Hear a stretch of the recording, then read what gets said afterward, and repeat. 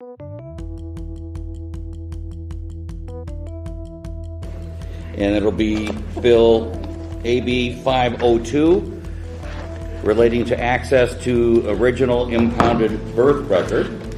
And we will call up the author of the bill, Representative. At the end of January, I drove 4 hours to Madison, Wisconsin, to testify in favor of Assembly Bill 502, a bill that, if enacted, would restore the right of all Wisconsin adoptees to request and obtain a copy of their own original birth records. I had planned to testify in a prior hearing in the Senate, and I had been in touch with a number of advocates in Wisconsin about testifying, including Diana Higgenbottom Anagnostopoulos. Diana is a Milwaukee-born, Wisconsin adopted person who has a remarkable story. So remarkable that she's now the subject of a documentary currently being filmed. At the hearing in late January, she told her story to the committee hearing AB 502. Her testimony was riveting. Nothing to do with us. I'm an adult. It's my identity, it's my story. No matter how ugly, I have a right to know. I wanted to know.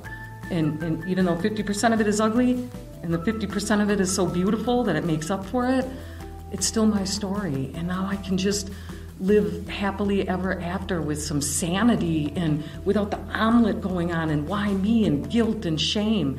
Because one of the first statements that this DNA family told me was, had your dad known you existed, he would have raised you. This is What Next, the Adoptee Rights Podcast. I'm Gregory Luce, the Executive Director of Adoptees United and an adoptee rights lawyer. Each week we'll talk about the state of adoptee rights around the world. We'll feature legislative updates, interviews, legal developments, and the frequent absurdities and complications of being an adopted person. This week I sat down with Diana Higgenbottom Anagnostopoulos. We talked about her story, adoptee rights work, and what she calls the three-egg omelet of adoption. It's great to have you on the show. Thank you. Why don't you introduce yourself and tell people who you are and what your obvious relationship is to adoption. We'll get into more detail about it as we go forward. My name is Diana Higgenbottom Anagnostopoulos, and I am an adoptee, proud adoptee, advocating adoptee.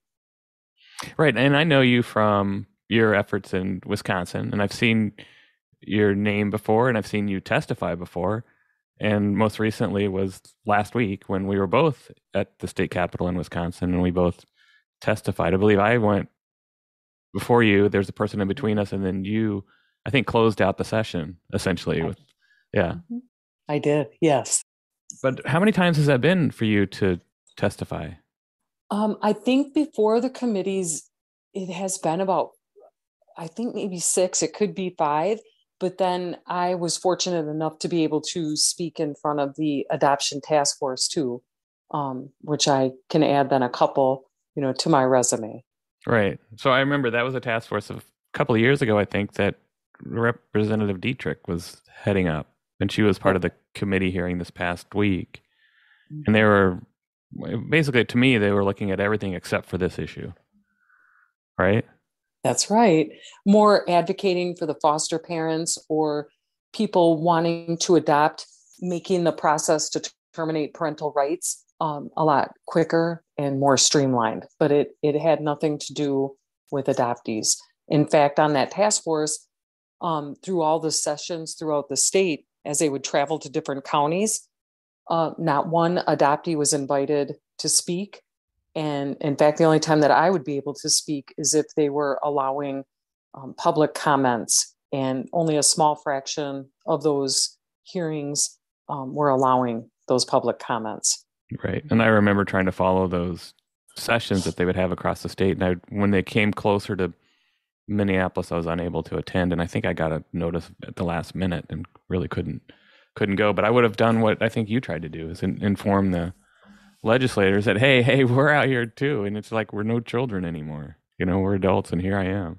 That's right. It was a great opportunity to even start, planting the seed a few years ago. And then just as fate or the way the universe works, you start aligning with people, and thanks to social media, you can start connecting and networking, and you realize there's a lot more of you out there in the world with the same questions and maybe not the same mission. Right. And then why don't you tell people about your story? I mean, you've got a very interesting story, and in fact, so interesting that I also learned your name from a producer who's doing a documentary on essentially your life and your quest. But give us the kind of the elevator speech that you would give when you're talking about who you are as an adopted person and what you're trying to do, where you came from, essentially. Well, fortunately, I am piecing it together, and I do know where I came from, but not without the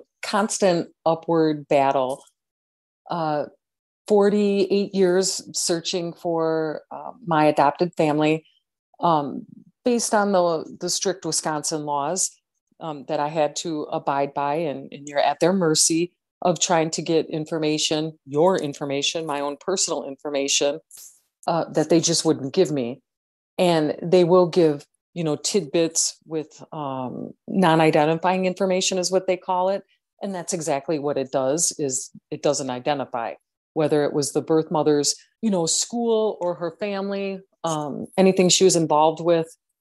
Even a city is whited out on my papers. But what I did learn in those non-identifying papers is that even though she was pregnant, she never told my biological father. So I had a whole nother element that started at this point, because, being adopted and knowing that my birth mother had given me up, I just always believed that if my dad knew, he would have been on board. My life would have been different. But she just made the decision for two people that just didn't sit right with me. So that started the quest of, taking it even farther. She refused repeatedly, not only to meet me, but to give me medical information, to tell me who my dad was. So it wasn't until just a few years ago where I fell into the DNA database and right. hit with some of my birth mother's family, which did help me unsolve, or to solve that whole side of the family, but still nothing on, the paternal side, until I registered with another database. And then I was able to connect with his family. Connecting with him, it was just too late because he had already passed away just 6 years prior. But able to put just about every piece together now. I mean, I know everything. I knew based on the DNA.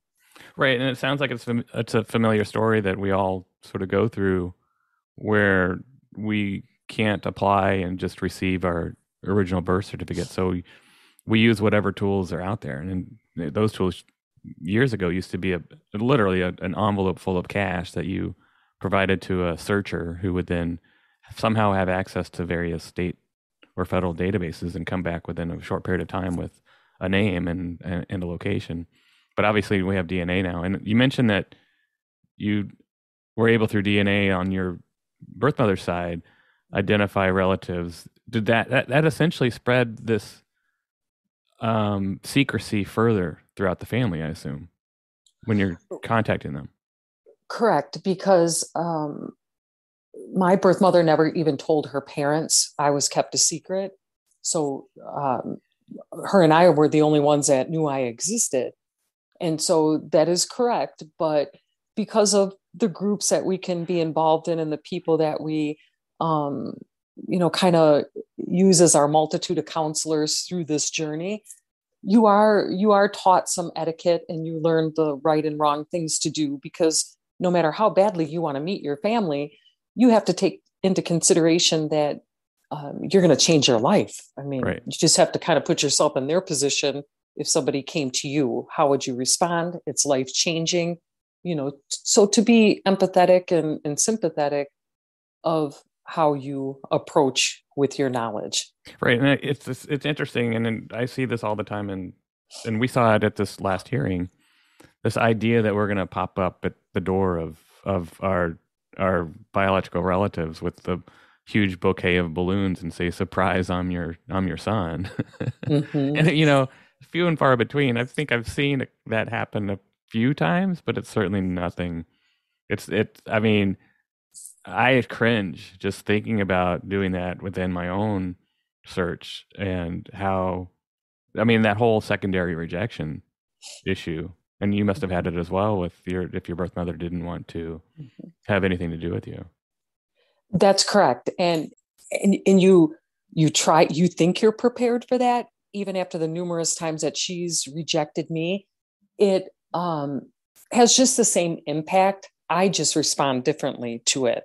So it doesn't mean that it hurts any less, but you can kind of brace for impact. You go into it with no expectations. But you're right. I was scared enough, even just knowing the information that I knew, it was hard to act on it. Right. Took a couple of weeks before I could even approach or even get a message together or an email together. No, it's not as easy as just going and knocking on somebody's door. Right, exactly. Not at all. Right. And then, so were you driven from the time you were an adult or even a teenager to find out more information? Actually, from a younger child, I wasn't adopted into the very best of homes. So for me, I just fantasized all the time of what it would be like to find the family, even at 5 years old, through 7 years old, through 9 years old, through 10 years old, till I got a little older as a teen and just really couldn't reconcile with it any longer. And at that point, yeah, it was, no, I've always wanted to know, always been driven. Right. And so do you recall a time in which you really started really putting all you could into it? When the laws would allow me to at 18. Uh-huh. Yeah, so that would have been it. I mean, otherwise back then there wasn't social media or technology. It was still just paper files. You're at their mercy, the state of Wisconsin. And so did you go through that process where you apply through the adoption record search program and then, they charge you for it and then they tell you they're going to make a search and they charge you for that? And is that a process that you went through at any time? Yes, it is. But back when I first did it, it was still organized by the adoption agency, the Catholic Social Services that handled my adoption. Right. And then, so I've dealt with both numerous times. So yeah, I've gone through that rigorous process where they're selective. It's hard to reconcile with these people are looking at who you are, but I'm on this end of the phone or via mail fighting to see who I am. So right. A perfect stranger government worker has access to my file, but I do not. And they're looking at it as they're probably talking to you. Mm-hmm, mm-hmm. Right. Exactly. And that's that's so hard to process for almost any adoptee that in that situation. I've talked to many who've had that experience and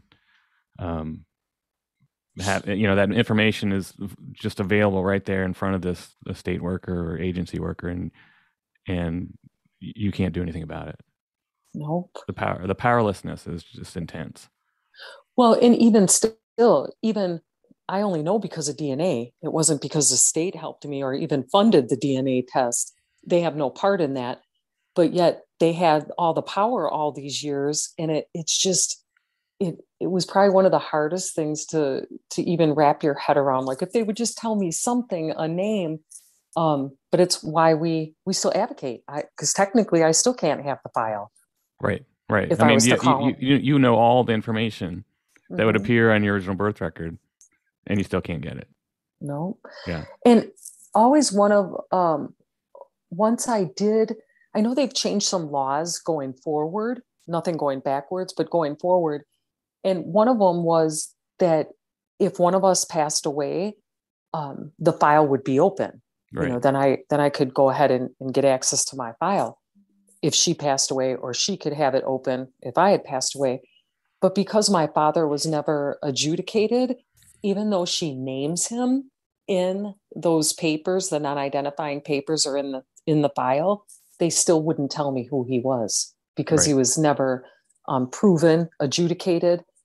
But we have to go back to the bad math and the bad scenario that the only reason he wasn't adjudicated was because she didn't tell him. Right. So it's a hard one to be at peace with. And then it's sealed and you don't know and you can't get it. And so there is no knowledgeable search at all or knowledgeable ability to find out more information. No. Yeah. So if it wasn't for the DNA test, she would have died with that secret. Right. Right. Mm-hmm. Yeah. And then you can get it. The other thing, the other issue with that too is if they die in another state in which, and I'm not quite sure what databases the state has to search through, and there's quite a few. And I think I testified about this at the hearing about all the databases they access. But if you can't prove that the birth parent is deceased, you don't get it either. And so it's really hard for adoptees to get that proof because when you apply for let's say a death certificate, they want to know your relationship to the person you're requesting the death certificate for, and you can't show any legal relationship to that person, and so they often won't give it to you. So you're in an impossible situation on those states that say, well, we'll give it to you if your birth parent's dead, and it's just not. It's just wrong. Agree. And that's why it's so nice when people like yourself come to our state to help us testify. I do believe there's more awareness now than we've had before about getting our identity. I think the momentum continues to grow. We need more. I just believe as voters at that legislative level, when they're voting on for a bill to pass, they just don't know. It doesn't pertain to them. It's just it's one of those subjects that if it doesn't pertain to you, you really wouldn't. You would think that, oh, you get adopted, that's a great thing. Let's just keep adoptions going. Let's fund that process. Nobody was really bringing awareness to it because, like I stated in my testimony, we carry around a lot of that guilt and shame too. We don't realize we have a voice. We were just supposed to be happy somebody wanted us, or be grateful. All those different words that you're told over the course of your life. But there's something psychological. There's something mentally. There's something adrenaline wise that just keeps you going. And I just believe the more people that are aware, at least we're having conversations about it. Right. And, it's hard to read a room. It's hard to read the committee's response, but it felt like a positive response was coming from at least the majority. The Republicans control the Assembly and the Senate. And looking at and trying to figure out responses from some of the representatives in that hearing, they seemed pretty keen and pretty keenly attuned to it. And maybe it's because they've seen you too many times, Right. Well, either that or the story doesn't get old. Right. You have to remember they're hearing all kinds of things, on a daily basis. Mine or ours is amplified because it pertains to me. But that's why you have to have your presence in front of them, and you have to keep being heard. It's repetitive, and ultimately, will they get sick of hearing us, or you will get the right dynamic of any politician serving. That's where your votes come from. Right. And you've come back every time. And I think that's one of the key things is that you didn't give up. And I think a lot of adoptees do, especially in this advocacy work. It's really hard. You're often humiliated or demeaned and asking for what's yours. Did you ever just say, screw this, I'm done, I'm not doing this anymore? No, never. And I never would. In fact, I vowed till my last breath that I would continue advocating, because I know how it affected my life for years, decades. And if I can just, save one more Diana or Greg, if we can just move it forward, keep giving a voice, get a bigger crowd, it's never in vain. Right. You just have to believe that you're chosen for the task, that every test just has to be your testimony, and hopefully testimony for a change. Right. And I just had this conversation with another advocate, and we both talked about what you're doing, what I'm doing, and what drove us to do that. And part of it was how hard it was for you personally to get the information that we all deserve. But then I think what you've done, and I try to do, is that in some ways, you tell your story at the committee hearing, but you also, in some ways, decenter yourself, meaning that it's not only about you. You're telling a story, but and you've just said this, I think, you're looking at helping others, so there is no other Diana. And I think that's really key. And that's probably why you're coming back each time, because it is something bigger than you yourself. Don't you think? 100%. And thank you for that. I'll take that as a compliment. Oh yeah, I mean, I shouldn't say it's not rare, but it is something that we need to celebrate, of the advocates who keep coming back. Mm-hmm. Yeah, I mean, I have nothing to gain from it at this point, because really, I know everything I need to know.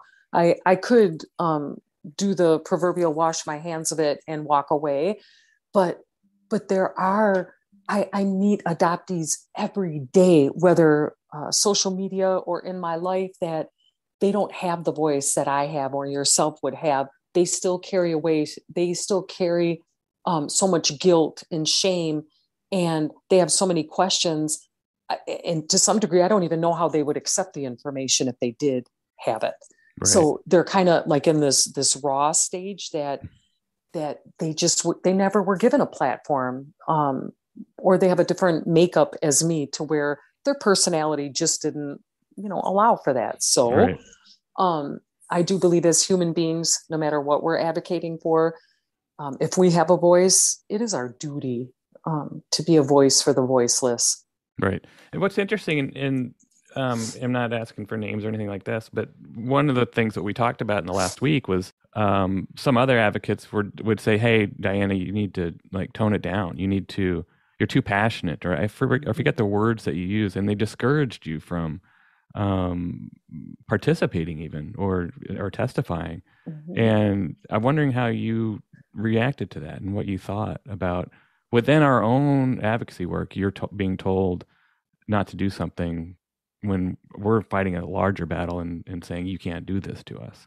Well, that's a great question. And that's where it becomes, is this about the bigger picture for future generations of adoptees, or is this just, the Diana show? And you have to have passion. Otherwise it just starts to sound like white noise. Right. Yeah, great. It's great to talk about laws and some of the things that do matter, but our stories matter just the same. And of course, I'm passionate because I lived it. Right. So it was discouraging. I say we all have something to bring when we have a voice in this type of issue and we're advocating, but we should encourage one another. We're stronger together, linking arms for a greater cause, not just a self-centered cause. Right. I agree. One of the issues that often divides our work, and I really hesitate to say divides because it's kind of self-inflicted, is that let's say a law like the bill that we currently have in Wisconsin. It's a good bill. You apply, you pay a fee, and within a few weeks you should get your original birth record.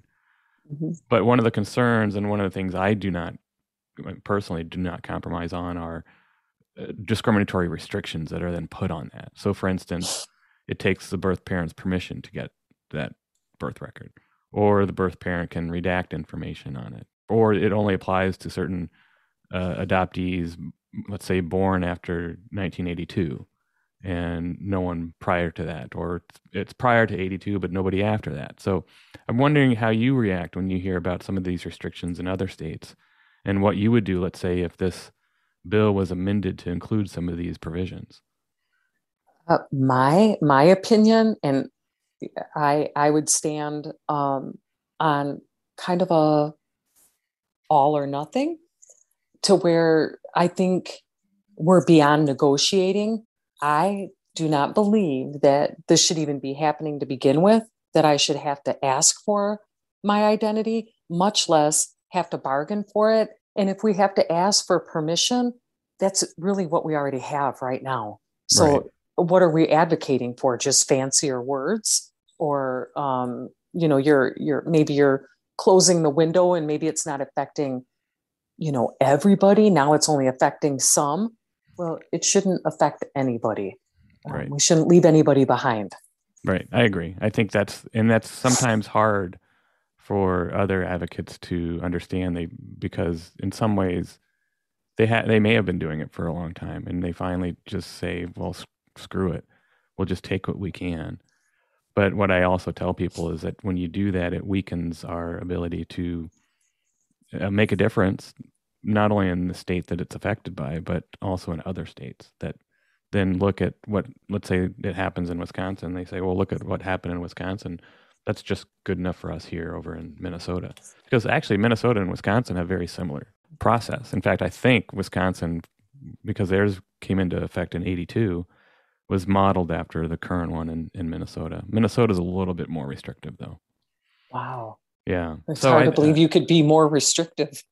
Oh, it's crazy. I mean, and one of the things I gave to the assembly members and the Senate, on the Senate side too, was the flow chart that shows exactly how complex it is to succeed or even not succeed in getting your own original birth record. And sometimes it'll be redacted, or sometimes it won't be disclosed at all, and it's costly. But it's a if I were to print it out, it's 4 full pages of a flow chart showing how the process works both in Minnesota and Wisconsin. And I think it does get across to legislators how the system that they've built, this apparatus that they built, is so complex. And why are we doing it this way when you can just release the record? Yeah. That's right. And I have my non-identifying paperwork. I pretty much carry it with me, just pretty much wherever I go. So I have to remember that now there's an identity that matches the story. And even some of the verbiage in my paperwork where they called my birth mother unwed mother. And Right. then later throughout the paperwork, they would abbreviate it and give her a U and a W for unwed mother. So I get it that there was some humiliating times back in 1970, different compared to all the hashtags and marches that we've liberated for. Mm-hmm. We just have to get adoptees, on that bandwagon to where, we're getting recognized because we're in a society of identity. Whether you want to have purple hair, if you want to have tattoos, if you want to have 100 piercings, if you want to marry same sex, if you want a pronoun or a bathroom, none of that, it doesn't matter to me either. I'm all for it because I'm all about identity. Right. So identity is almost like the opiate of the masses. Everyone's on this quest to find out who they are because we have this freedom to express it today. Whereas we didn't back in 1970, probably through the 70s into the 80s. It wasn't until social media that they really opened the door for, look at people. They don't always look like us or have the same stories, but, they are somebody. That's an excellent point. I mean, I think that's really the core of it is this. And I've tried to expand how we look at the right to your original birth record it's a right to identity. And that when you do that, you actually bring in other people who have the same or similar issue. And so, for instance, donor conceived people who find out later in life that their father, they were told who their father was, is not ultimately their father. They find out through DNA that they were donor conceived and they were never told, or they want to find out more information about the donor. And that's a movement that's happening simultaneously with ours. And they're looking at us, actually, looking at adoptee rights work to see how we've been doing it over the last 30, 40 years to try to get some sort of inspiration or information to how to change the laws that allow them to have more information as they pursue a right to identity. So it's an excellent point to make. And I think there are a lot, you're right, whether you call it identity politics or you call it the right to identity, it's deeply embedded now in who we are and what we want. That's right. So timing is everything. And then if you even go to another level, I think you and I talked about this the other day where, there's 7.9 billion people on the planet and we all have our own story. We do, whether we're adopted, whether we're not. But instead of, it's not always about making more groups. It's not always about, doing more fundraising. sometimes you can just have, it's not even about being a nonprofit. It's sometimes just linking arms with each other, being relatable instead of saying, maybe you're not the same kind of adoptee as me, or your story doesn't look like mine. Well, that's just not true. We're stronger together. We should be encouraging each other, empowering each other, giving each other that voice, that encouragement to voice some more of those stories, so there's more awareness. Well, thanks for saying that. It's great.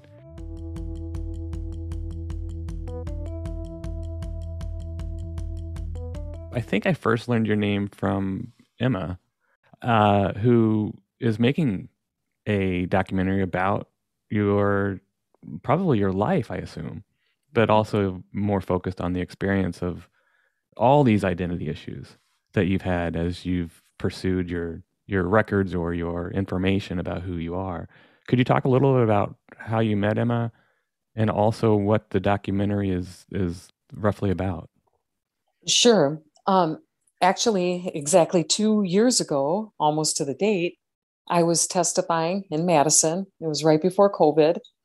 And I had some passion that day. It was one of my more passionate, I'd love to hear that. I mean, I think it's so necessary. It's okay. It's okay to be passionate. I can't. I'm not going to change. I'm like that in my own personal life. I mean, right. It's just I think it's a strength. Sometimes it's not always. You got to watch. I mean, you have to try to read the room a little bit sometimes, but absolutely right. But.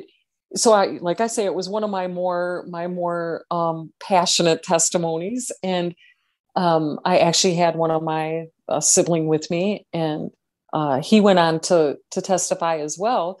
And so afterwards, you get that adrenaline, after you've just advocated, and you think, if I just planted a little mustard seed, I would be content with that. Right. I know the world doesn't get changed in a day, but even just to plant a seed so people think differently or they listen differently is an accomplishment to me. Right. So having an hour or so of travel time back to my respective town at the time, all of a sudden I got the bleep, on my phone. And it was a Facebook message from Emma, who had been the videographer for the day, streaming the hearing. And she just said she was captivated by my story and couldn't stop thinking about it, and wondered if I would be, explained that she did documentaries in her spare time, and just asked if I would be interested in sharing my story. And of course I pounced on the opportunity, and don't be mistaken, I'm not thrilled about having to tell my story, because I think I'm the same way. Yeah. I still feel like, to some degrees, that it's, it took me a long time to own it, because it still reminds me, that people could and would judge you. And so, yeah, I'm not, but I know that it's for the greater good. And if it can help change, I have to put it out there. I mean, I struggle sometimes when she comes in films, and even the first few times when we were really into the heart of it and giving the basis of it. I mean, it took me even a couple of days to come out of the mental spin cycle that I had put myself into, because you're rehashing, things you don't have to identify with anymore were right there. Here I was talking about them. And furthermore, now I knew it was going to go out into an audience. Right. So it leaves you feeling super naked, vulnerable. What are people going to think? Am I doing the right thing? Or are they going to tell me, I need to, it's a barrage of things. So it's a constant growth and a constant mental battle, for lack of a better word. You just have to have the right tools in place and the right people in place, that if you do go down one of those dark paths and you do start to lose momentum or get in a fetal position of some sort, that they're there to remind you. I think that it's okay. many adoptees have gone through that just as a result of testifying in a committee, for instance. But you're sort of reliving it in a more intense atmosphere with doing it, being filmed. And I assume she's walking essentially through your life in many ways, going back from when you were relinquished to the extent you know anything about it, through your adoption, and now through where you are today. All that is part of what she's exploring with you.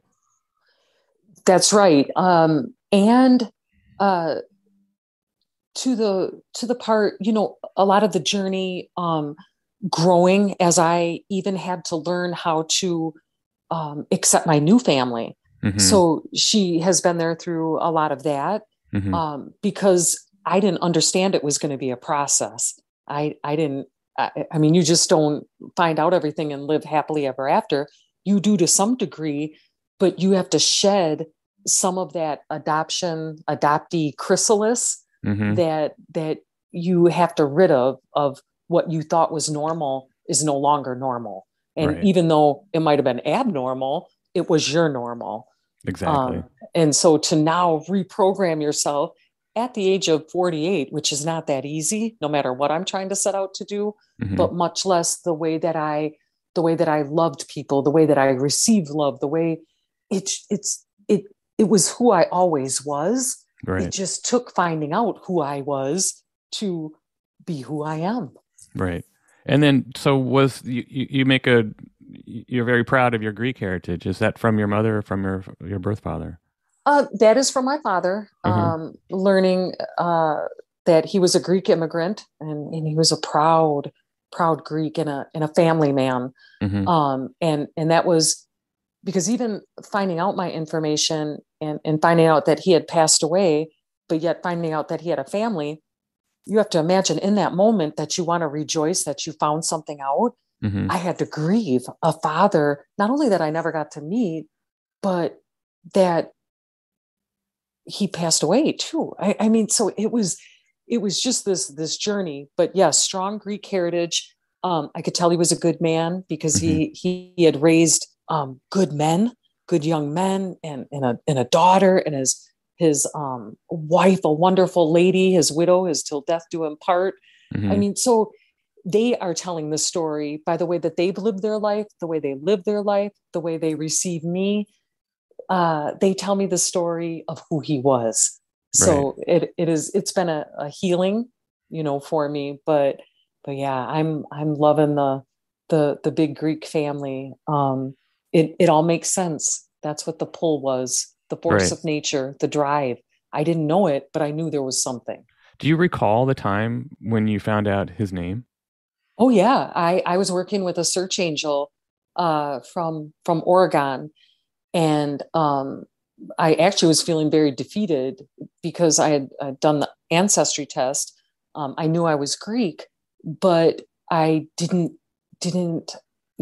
match with anybody, unless it was maybe a fourth or fifth cousin. But not many people know their fourth or fifth cousin, so it's like looking for a needle in a haystack. I was actually contacted by a fourth cousin who knew a lot of information about my birth father, which is crazy. Well, and that's rare. Yeah. I know. I barely know my second and third cousins, So then once I believed that I was kind of at a dead end, I was almost thinking, this is it. Like I have no other outlets. It wasn't until I learned that there was more than one database. Yeah, there was the ancestry, but if you had to test separately, like in a 23andMe, they're separate databases. Whereas some of them, you can upload your DNA to them for free, but nothing as big as some of the big heavy hitters. So once I did that, I had hit to a young girl, who it was saying that it was like a half cousin, but it really was a half niece. Once I could piece everything together, and then leading to my birth father, who would have been her grandfather. So yeah, it just I remember where I was. I remember that feeling. I mean, it was. Honestly, my family will tell you that I met, once discovering them and meeting them in person, I couldn't even formulate a sentence.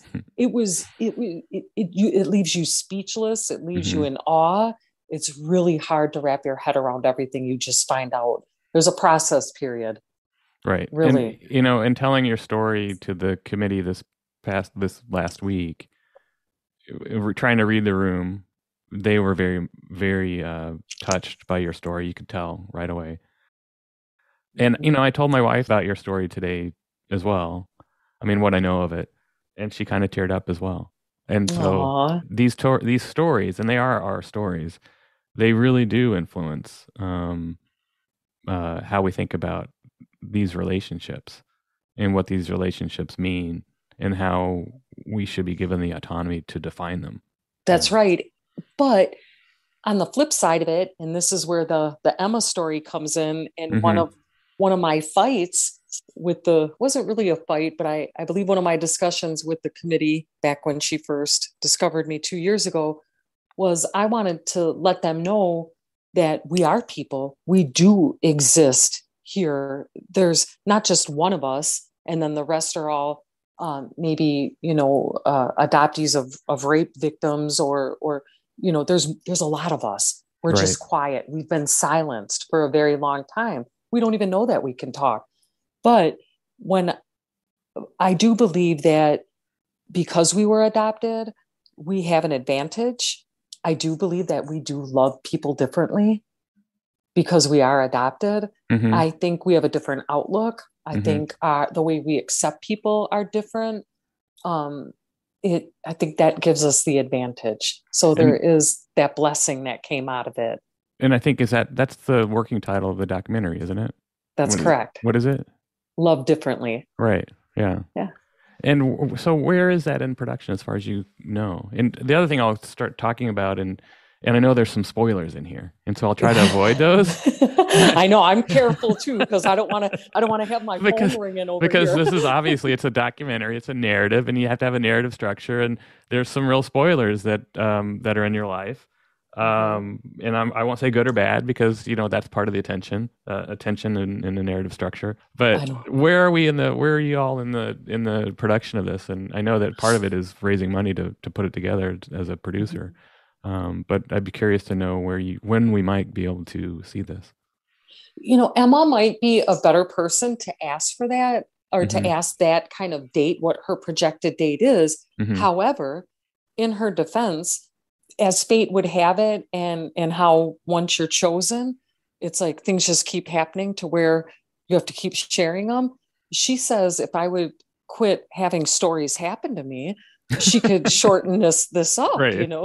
Like you say, it's a narrative. I can't even make this up. Mm-hmm. But the path that just by holding on and not giving up, the path that just keeps being paved in front of me, doesn't mean that it's always challenge free, but it does keep getting better. And it reminds me that it was all worth it. It reminds me that I'm right where I'm supposed to be. Mm-hmm. It reminds me that there's a purpose bigger than myself or even adoption. Right. It has the potential to be life-changing, not just for everybody else, but for myself. It sounds as if you've taken control over how adoption defines you and that you've redefined it for yourself. I had to. I mean, I could go onto the whole subject of the mental health. Mm-hmm. I know firsthand what it did to me, mm-hmm. From a young age all the way into my adulthood, the way that I lived, from relationships to the way that I worked, the way that I just existed. It took over me to where I let it define me in a negative way, to where now I use it as a superpower. Right. And then, you don't make a secret of you did not have a good adoption. Mm-hmm. Right. Mm-hmm. No. And it was abusive. And is it something that you essentially walked away from as soon as you were able to? Yes, I left when I was 15, and I never went back. I had never even so much as doesn't mean that I didn't have a relationship with them. A lot of dynamics changed, mm-hmm. but at that time at 15, it was already hard enough being a young adolescent, and just know even that was at my bottom. So if you don't mind me asking, so you're a 15-year-old, you sort of say, no, this doesn't work for me at all. Mm-hmm. What do you do as a 15-year-old? I assume you're in high school at the time. Mm-hmm. And at that point, my adopted mother had custody of me. And my adopted father was working out of town, but he had arranged it, the adopted father, they were divorced, had arranged it with my childhood friend's family for me to stay with them, for a little bit while I was going to high school. Right. And I did that till I was about 17 and then fully moved out on my own. And right. I would work 2 jobs and pave my way. Didn't mean it was easy. I didn't have any frills, but it was better than staying where I was. And throughout this time, were you near Milwaukee, I believe, near Wauwatosa? Actually, when I was adopted, I was brought to Kenosha. So I was in Kenosha at that time. Okay. But now you're in the Milwaukee area. Yeah, I went home. Right. Oh, so what do you mean by you went home? I came back to where I was born in Milwaukee. Oh, you're born. Okay. Yeah. Yeah. I'm not trying to rewrite history, but I know where I belong now, and right. There's no questions. And I did it, emphatically. I wanted to go home. I wanted to be, that older sister. And I knew the way that they welcomed me, it was home. And your sister was at the committee hearing this past week. That's correct. Yeah, you pointed her out, and I got to meet her, and it was just wonderful to see that, actually. Yeah, I didn't even know I had siblings because I didn't even know who my father was. So right. You can imagine my dismay when I'm putting these pieces together, and I'm like, another brother, another brother, another brother, another brother, a sister. I couldn't believe it, but it makes sense when I know. I always knew I had like this nurturing gene. Mm-hmm. I was the oldest sibling to my adopted siblings as well. Mm-hmm. But yet it's like I knew I had siblings. I knew it. I could feel it. And so there's a certain like I say, a feeling that comes, a responsibility that when you're an oldest sibling, it makes sense now. It all does. In your adoptive family, were your other siblings adopted as well? No, they were not. Oh, they had the same siblings. Yeah. Yep. 100% full biological. Mm-hmm. Yeah. Got it. And then when did you realize or find out, or maybe you always knew that you were Greek? With the ancestry. You did not know until an adult that you had Greek heritage. Well, kind of. My birth mother put it that my father, my mm-hmm. birth father, was Greek and that he had immigrated from Greek. But at that point, because I was kept a secret, you don't know what story they're telling these social workers when they go in, for their adoption, because they want secrecy. You right. could plainly see that. Right. So I didn't know how much of it was truth. I just didn't know. So right. I kind of maybe could figure it, but I wasn't 100% sold on it. So it wasn't until I did the ancestry mm-hmm. and I tested pretty high, like 70% Greek. Yes. What was that like to see that?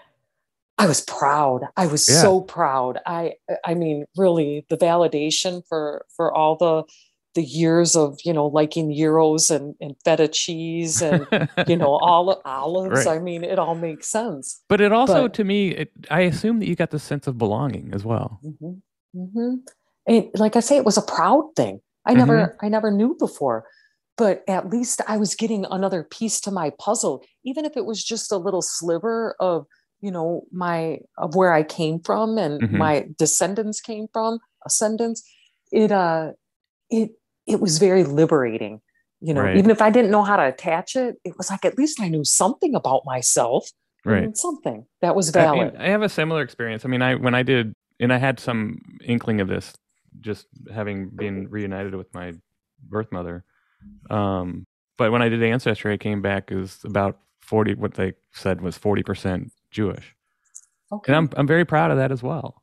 See? And it's because you belong somewhere within this world and you can trace that. And you can trace it to this, you call it a tribe or call it a ethnic group, whatever you want to call it, but you do belong. And that was really meaningful to me. I don't know what to do with it in many respects, but it is something that I'm very proud about. Yeah. Yeah. And it is fascinating.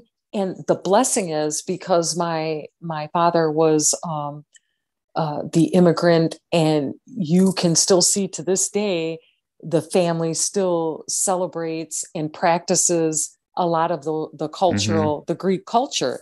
So thank goodness it's not like, oh yeah, we were Greek and then that's it. Oh no. I mean, even the baklava recipe that the family has, it looks about as old as a Jesus scroll. So you can tell that there's been many of pans of baklava made from this recipe. That's Right. how many times it's been handed down, or the way that they practice the religion, the Greek Orthodox. I mean, it's beautiful. Blessed to have gone to my first Greek wedding just a couple of weeks ago. And I mean, you're Greek when you don't need too many of the dance lessons. You're able to just get right in on the Greek dance, and you go on your way. It's That's natural. awesome.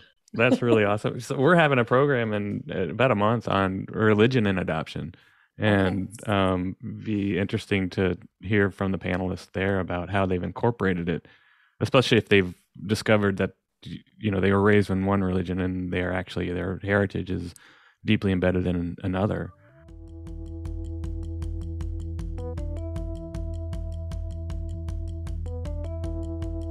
Throughout this process, and it's really still pretty new for you. It sounds like it's about 4 or 5 years at most. 3 years. 3 years. Almost So, 3, not even 3. have you had someone close to you that's been able to be with you as you go through this? Because I always find that it's difficult to do it very difficult to do it on your own.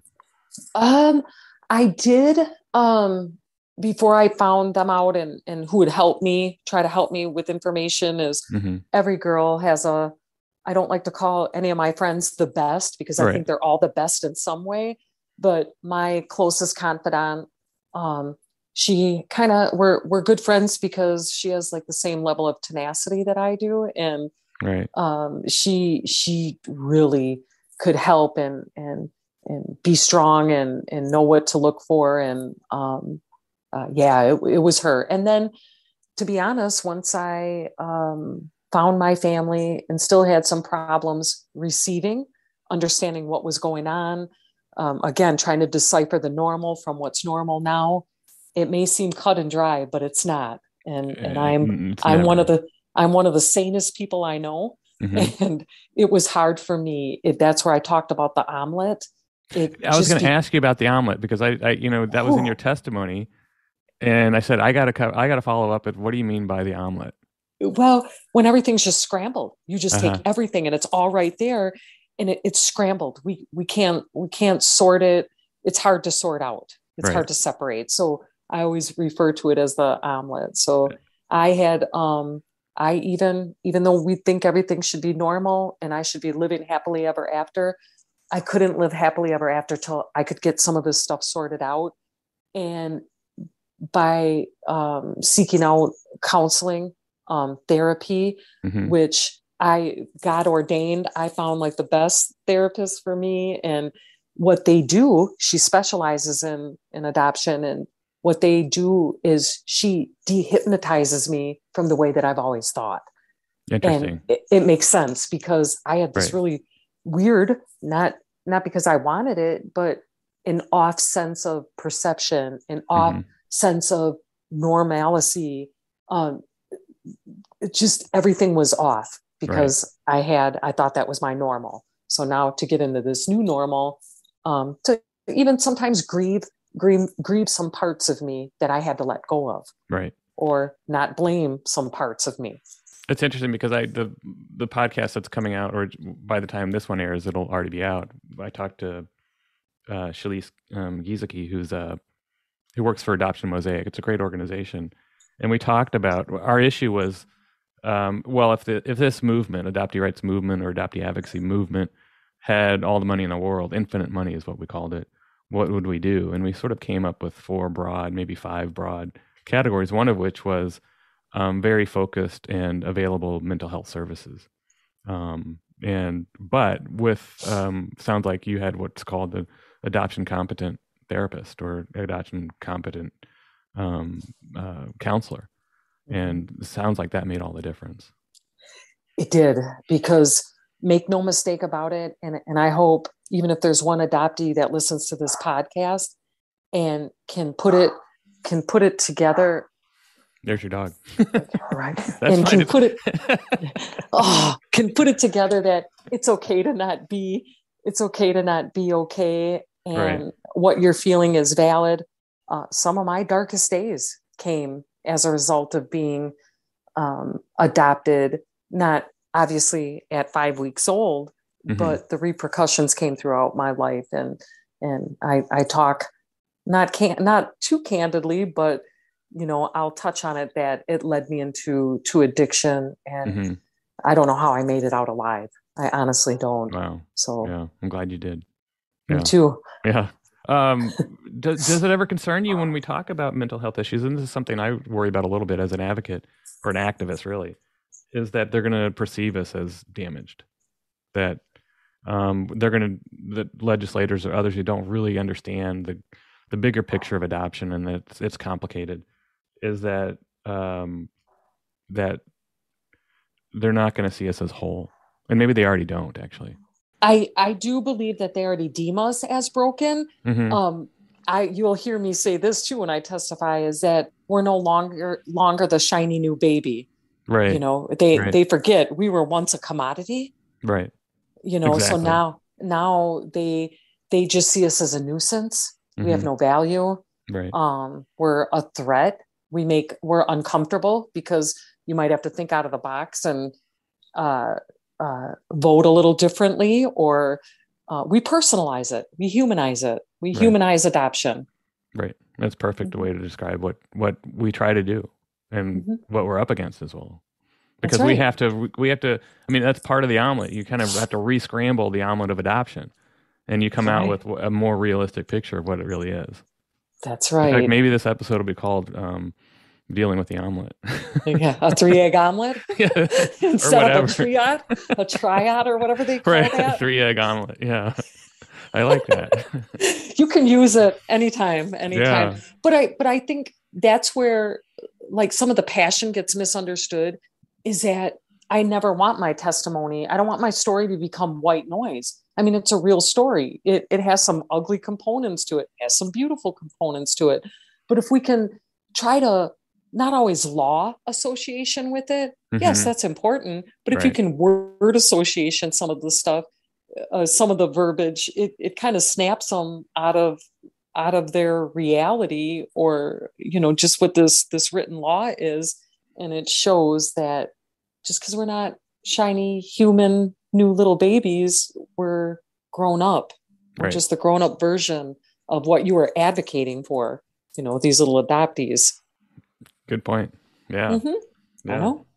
So you've testified a number of times, and Mm-hmm. just looking back at this past one that I was involved in, did you feel it was any different, the response you were getting from the committee members, or was it roughly the same kind of response that you've gotten before?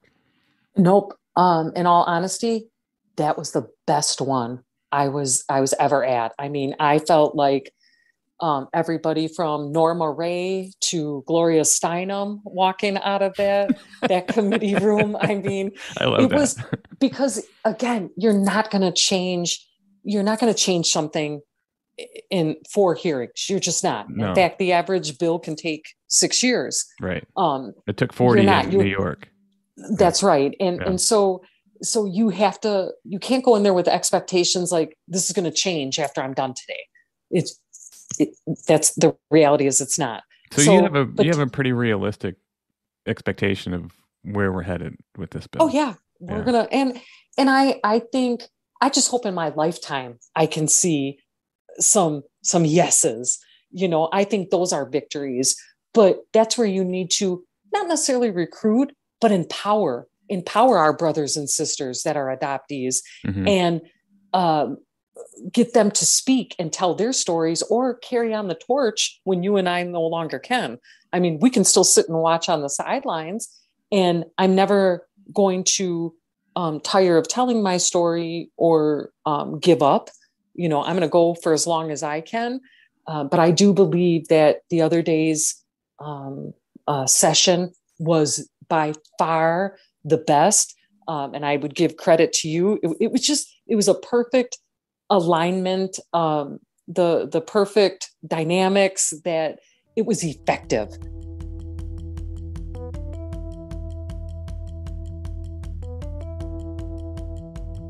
So going forward, what would you like to see, not necessarily happen, but what direction or what would we expect next? Or, as advocates here in Wisconsin? In Wisconsin, I think we have to be really careful about how the authors respond to the opposition. And so we have to be prepared, unfortunately, to oppose a bill if it gets amended to include redactions or, permission, or it just is watered way down so it doesn't really make a difference. That's the hard part. That's the hardest part, is to see a bill go bad and have to turn your focus on opposing it as opposed to supporting it. And that's the hardest part of this work. Because you don't make friends with the people who say, well, it's good enough. That's right. Right. Because sometimes it's more important to get a win or a victory. Right. Of course, I would love to have a victory, but I don't want the victory to be compromised. I mean, then this was all for nothing. Then it was all for nothing. Yeah, the cost of that victory is too great. And, I think we're on the route with people like you as advocates with a growing understanding of this issue, as legislators who sort of buy into the myth of adoption kind of age out of those myths. I mean, it's usually the older legislators that have an issue with original birth records. I think we'll get there, but we have to be careful along the way that we're not messing it up for other states and other advocates who want that in their state as well. That's the problem we have. We have 51 jurisdictions, not including the territories, and they all look at each other to see what they're doing. But we need to get on a roll where it is unrestricted right to request your original birth record. You pay a $20 fee and you get it in the mail. That's it.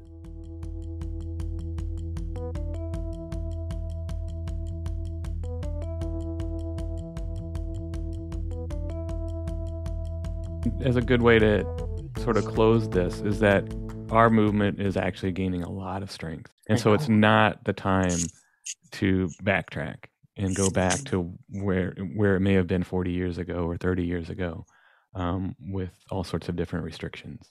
And then because we're going to get there. But we just have, as you say, we have to lock arms and we have to unite.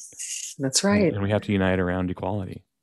So what can we do in the meantime? Because when sessions stop and you have to start all over again, as part of the average of bills, getting passed, if they get passed and different politics and different elections, people are evolving and changing. Right. So as adoptees, what can we just continue to do in those meantimes? So there's all sorts of things, and Adoptees United wants to do some of these. Like, I think we've talked about, for instance, political messaging is very important, and people who are not used to being involved in legislative politics don't quite know what to say. And we're not talking about what to say technically and things like that. We're just what's a good political message to counteract this larger narrative.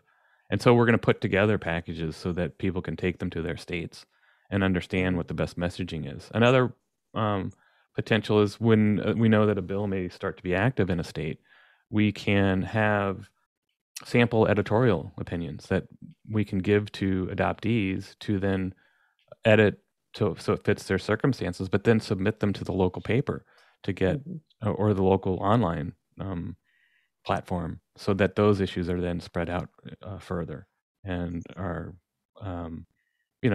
more in the public as well. And then people like you need to run for office. Never know. Spoiler alert. But I think too is that's a great point, is that encourage people to talk to their local representatives, because their local representatives are who we just spoke in front of. Right. Maybe not always the same dynamic, but we have to start having conversations. We have to realize that our vote does carry weight. We have a voice. They do work for their constituents, no matter what district you're in, what county you're in. And maybe even if you're being a voice for your county, you, without knowing, could be representing, just by talking to your representative, more adoptees within your county. And then they start to see that, there's some awareness, or people are having conversations about this. And that's where you start to recruit people. But We have a right to be involved in the political process, from the vote on all the way to what we did last week. It's our right as an American. And Right. it's actually, even though you might not get the outcome you always want in the instant that you want it, it's an honor to be a part of that process. It's good to see, and it's good to watch, and it's been great to watch you as part of that process as well. Thanks. If I were Thanks to for say, coming here and yeah, and taking us under your wing and I don't know about that. I think I just came there and came at the right time. Yeah. it was, Yeah. they needed to hear your testimony. It was overdue, and they needed a different frame of nouns and verbs coming at them. I would say in closing that if those people in Wisconsin who are interested in doing something and feel sort of intimidated in contacting their representative, whether it's in the assembly or in the Senate, they should do so. They should take that step. And it doesn't have to be hard. You don't have to tell your entire story. You actually just, if you do two things, it really does make a difference. And that is, you write to your representative, or whether it's your assembly member or senator or both, and you say two things. You say, Wisconsin Assembly Bill 502 is important to me. I am an adoptee, whatever your relationship is to adoption. And the second thing is I would like to know your position on this bill. Ask them that question to get back to you. And you may need to follow up twice or three times before they get back to you.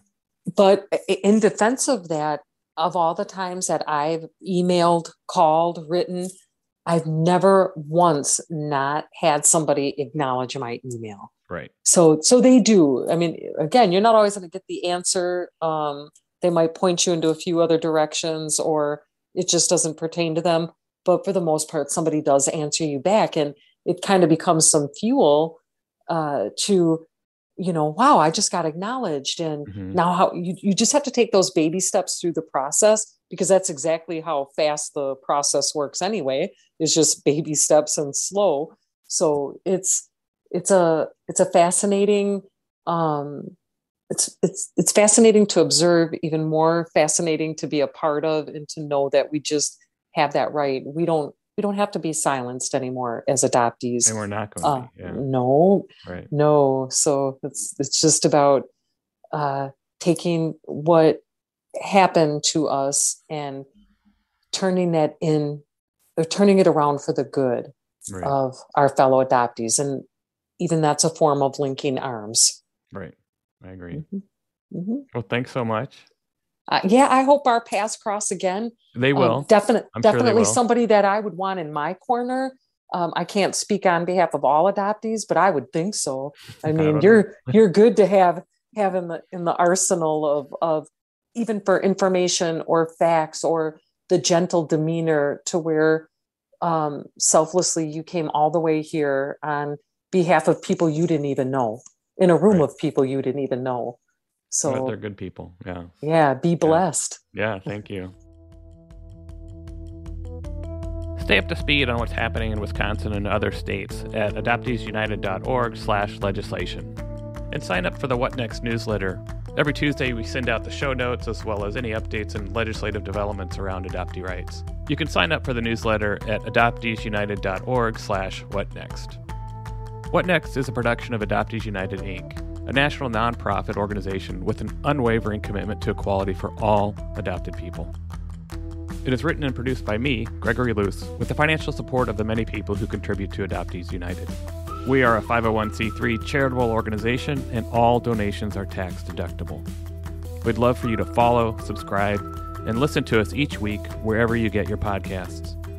Consider making a donation to Adoptees United at adopteesunited.org/donate. It'll help us keep this going. Thanks. We'll talk to you next week.